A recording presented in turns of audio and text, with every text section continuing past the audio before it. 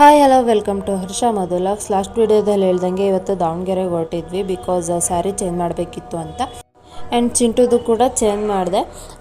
ನಾವು ಎಲ್ಲರೂ ಒಂದು ಬಸ್ಸಲ್ಲಿ ಬಂದರೆ ನನ್ನ ಸಿಸ್ಟರೇ ಒಂದು ಬಸ್ಸಲ್ಲಿ ಬಂದಿದ್ಲು ಬಿಕಾಸ್ ಫುಲ್ ರಶ್ ಇತ್ತು ಬಸ್ಸೆಲ್ಲ.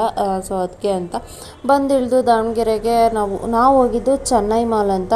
ಆಲ್ಮೋಸ್ಟ್ 1 ಇಯರ್ ಆಯಿತು ಅನಿಸುತ್ತೆ, ಹೊಸ್ದಾಗಿ ಓಪನ್ ಆಗಿದೆ. ಈ ಮಾಲ್ಗೆಲ್ಲ ಯಾರ್ಯಾರೆಲ್ಲ ವಿಸಿಟ್ ಮಾಡಿದ್ದೀರಾ ಒಂದ್ಸರಿ ಕಮೆಂಟ್ ಮಾಡಿ.